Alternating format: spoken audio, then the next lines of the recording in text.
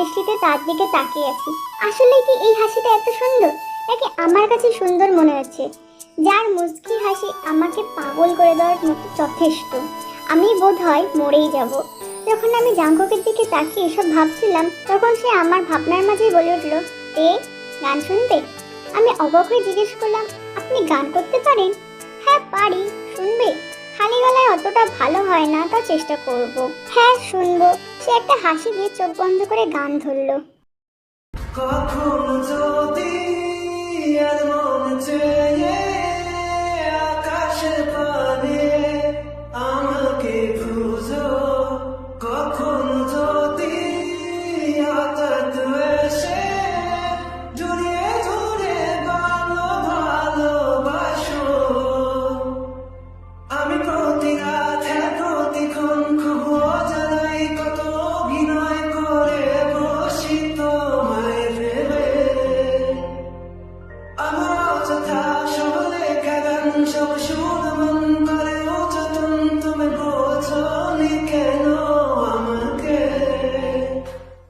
আমার চোখ যেন আর জাঙ্কুকের থেকে সরতেই চাইছে না। কেউ এত সুন্দর কিভাবে গান গাইতে পারে? আজ যেন আমার সামনে এক অন্য জাঙ্কুককে বসে থাকতে দেখছি। তাকে আমার বড্ড অচেনা লাগছে। আমি তাকে বললাম, আপনি এত সুন্দর গান জানেন, তা আপনার তো প্রফেশনাল সিঙ্গার হওয়া উচিত ছিল। সে হালকা হেসে উত্তর দিল, চলো যাওয়া যাক।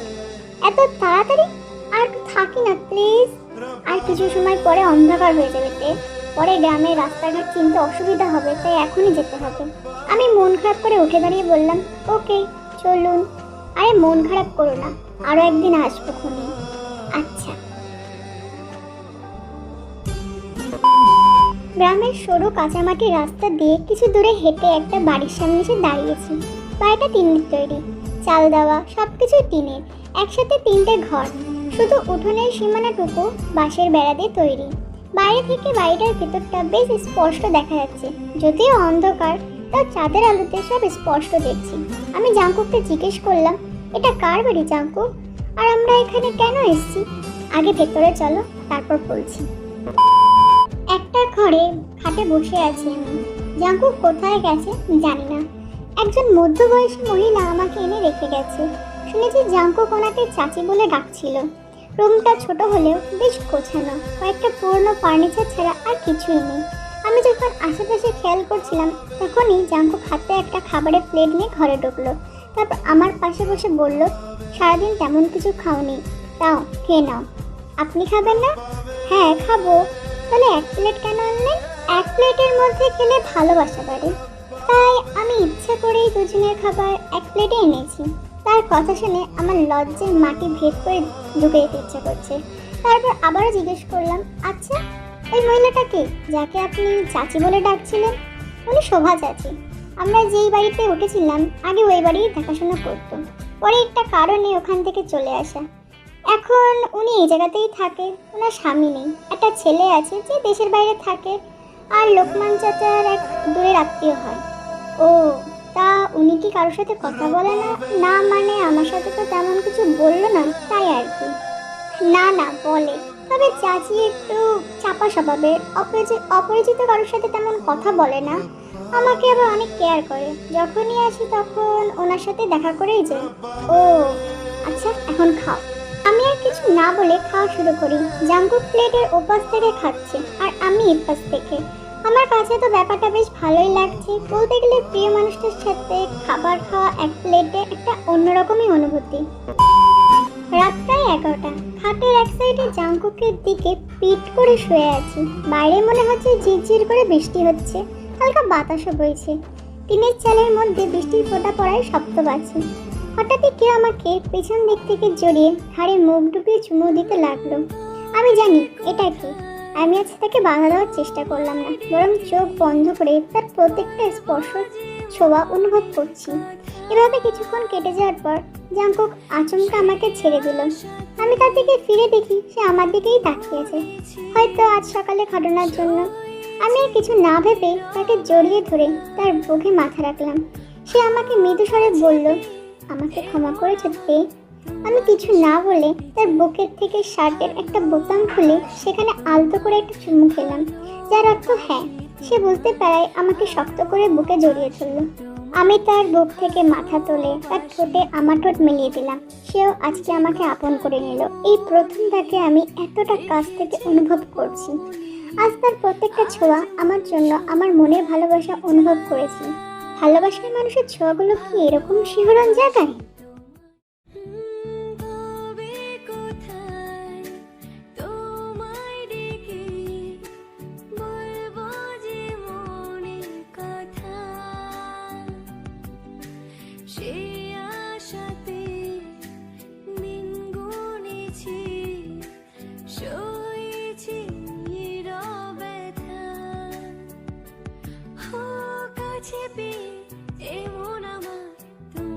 শোনাতে চাই ভালোবাসি তোমায়, ভালোবাসি তোমায়।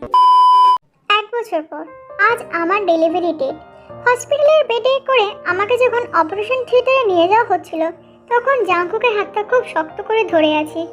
ঝাপসা চোখে তার দিকে তাকিয়ে দেখি তারও চোখের জল, কিন্তু মুখ ফুটে বলতে পারছিলাম না যে জাংকুক, আমারও আমাদের বাচ্চাদের কিচ্ছু হবে না, আপনি কোনো চিন্তা করবেন না, ভগবানের উপর ভরসা রাখুন।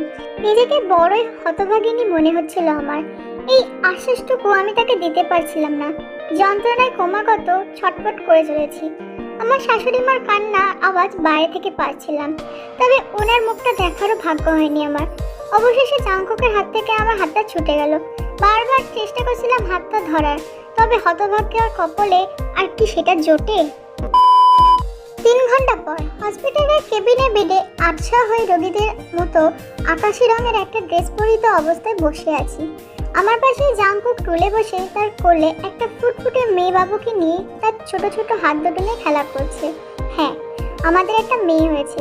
নাক আর ঠোঁটটা পুরো জাংকুকের মতো, ও চেহারা আমার মতো।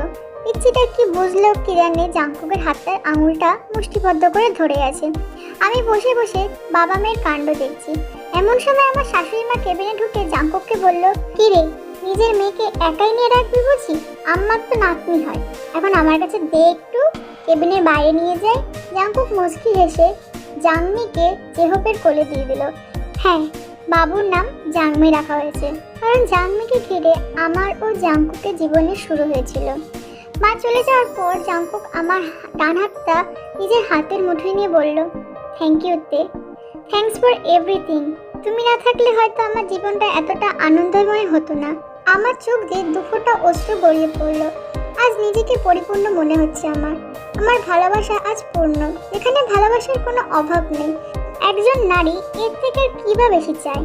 যদিও চায় ভালোবাসার মানুষটা যেন তার সাথে সবসময় থাকুক। সার্থক হলো ভালোবাসার, সার্থক হলাম আমি, ভালোবাসি তোকে।